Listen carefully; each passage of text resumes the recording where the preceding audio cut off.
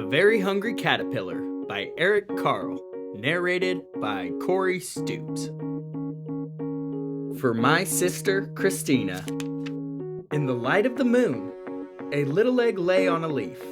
One Sunday morning, warm sun came up, and pop out of the egg came a tiny and very hungry caterpillar. He started to look for some food. On Monday, he ate through one apple, but he was still hungry.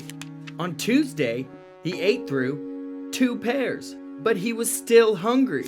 On Wednesday, he ate through 3 plums, but he was still hungry. On Thursday, he ate through 4 strawberries, but he was still hungry. On Friday, he ate through 5 oranges, but he was still hungry. On Saturday, he ate through 1 piece of chocolate cake, 1 ice cream cone, 1 pickle, 1 slice of Swiss cheese, 1 slice of salami, 1 lollipop, 1 piece of cherry pie, 1 sausage, 1 cupcake, and 1 slice of watermelon. That night, he had a stomach ache. The very hungry caterpillar then ate through 1 green leaf. He started to feel better.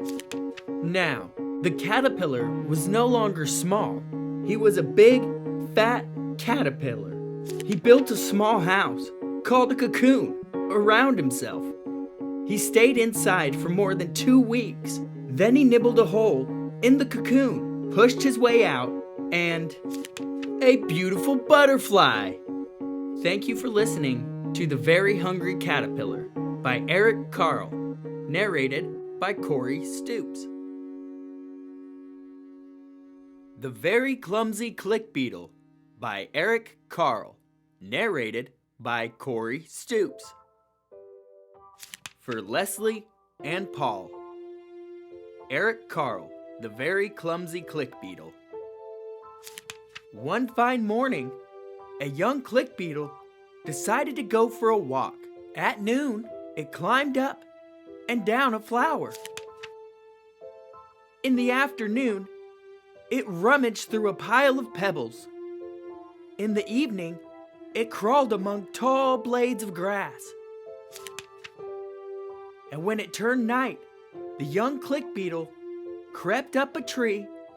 After a while, it got tired and fell to the ground. It landed on his back. The young click beetle tried very hard to turn over onto its feet, but it couldn't. "Help!" it cried.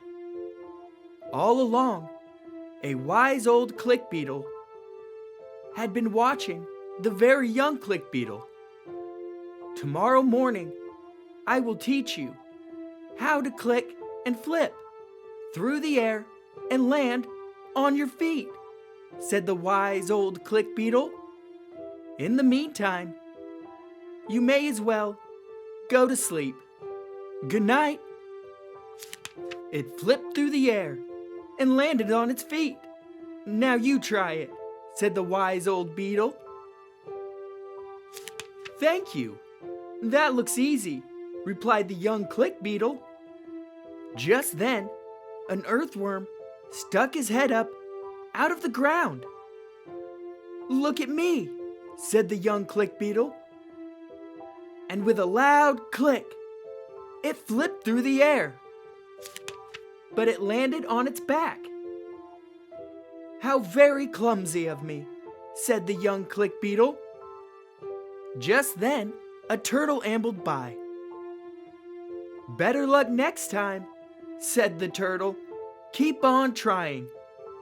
"Look at me," said the young click beetle, and with a loud click, it flipped through the air, but it landed on its back. "How very clumsy of me," said the young click beetle. Just then, a snail slithered by. "Don't worry," said the snail. "You'll get there." "Look at me," said the young click beetle, and with a loud click, it flipped through the air, but it landed on its back. "How very clumsy of me," said the young click beetle. Just then, a mouse scurried by. "You need a little more patience," said the mouse. "Look at me," said the young click beetle, and with a loud click, it flipped through the air, but landed on its back. Just then, oh, what was this? The young click beetle had never seen anything so big. It could not move. It was scared. "Quick, click, and flip!" cried the wise old click beetle who was watching. And the young click beetle clicked and flipped through the air. But this time, it did 3 graceful somersaults and landed on its feet. "Look at you!" shouted the wise old click beetle. "You have done it!" This has been a reading of The Very Clumsy Click Beetle by Eric Carle, dedicated to Leslie and Paul, narrated by Cory Stoops.